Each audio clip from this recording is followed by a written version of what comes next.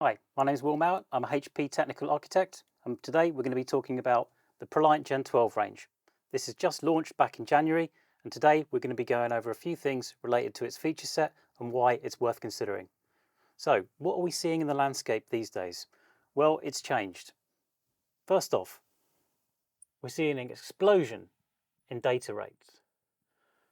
We're also seeing a much higher demand for machine learning and AI-based workloads. Most of that is GPU powered.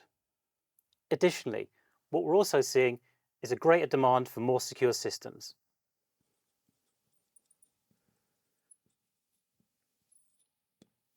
What we also see is a demand for more sustainable IT. So when we were designing Gen 12, we had to take into account that businesses, they're more interested in sustainability than they have ever before. They want to see things like carbon output. They want to measure what they're actually outputting into the atmosphere and be able to report that. So we've got tools such as COM. This is our cloud-based management platform for all HPE ProLiant servers Gen 10 and upwards.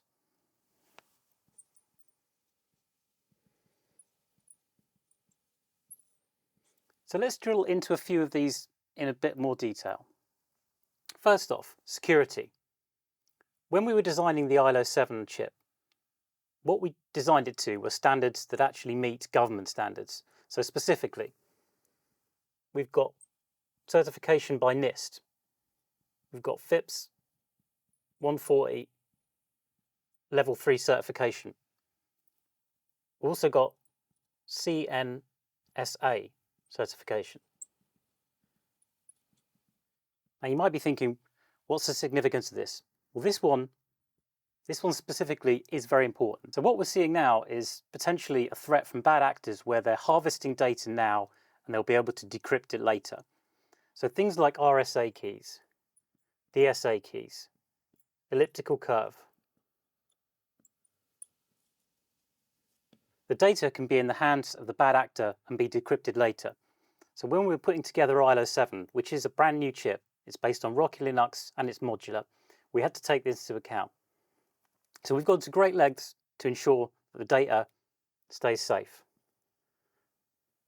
Now there's more on that in further episodes. So let's move on to how we actually manage these new servers. So our management platform for Gen 12 servers largely centers around COM, and that stands for Compute Ops Management. The idea behind this is we're offering intuitive, cloud-based user experience. It has the ability to do carbon reporting. It also has the ability to manage firmware levels. It can create baselines. You can also manage operating system deployment.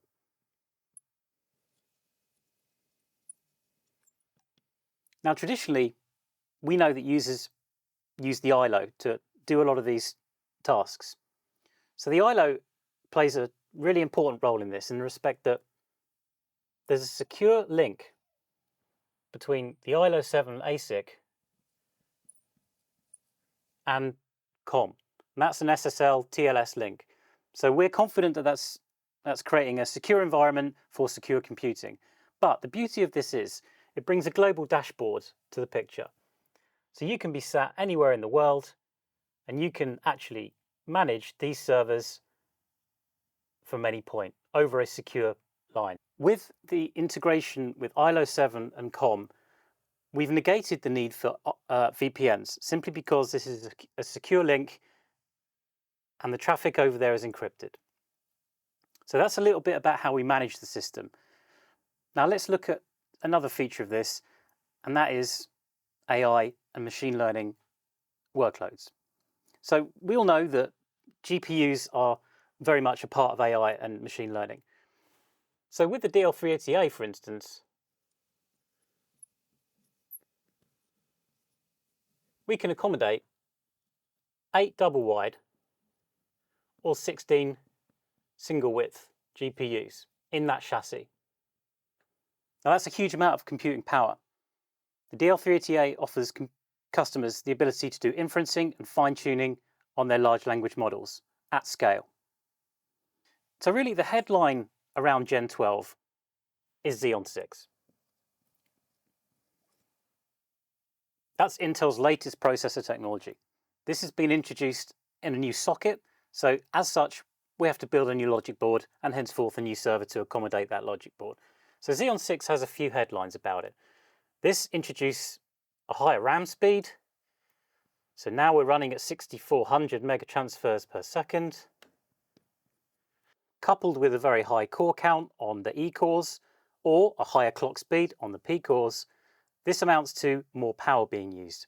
So how do we mitigate the thermal problems that brings to a server sitting in a data center in a rack? We've got a few solutions for this. We have a technology called direct liquid cooling. Or for those businesses who don't have the ability to actually pump water into their racks, there is also another technology called closed loop cooling.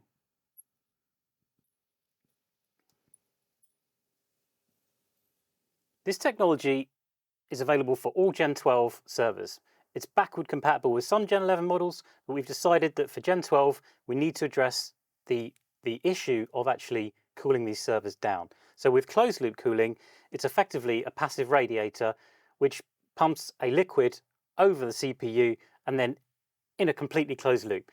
So it really does help businesses who can't actually maybe afford or have the ability to put their servers into a rack which has that liquid inlet and liquid outlet.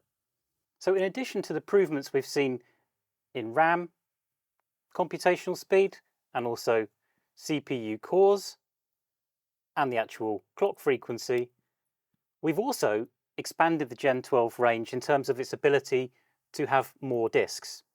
So what we're seeing now in the data centers as an emerging technology, and will probably become the de facto standard in the future, is EDSFF drives.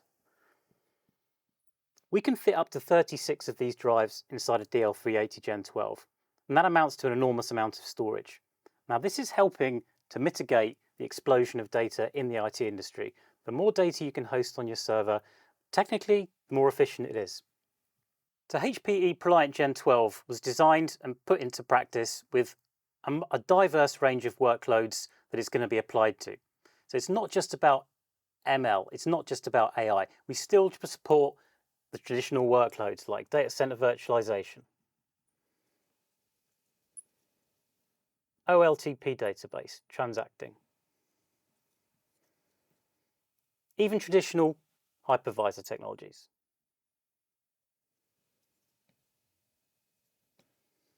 So we've covered a wide array of topics here, but I think the takeaway message is HPE ProLiant Gen 12 is built for today's IT and future. Thanks for listening.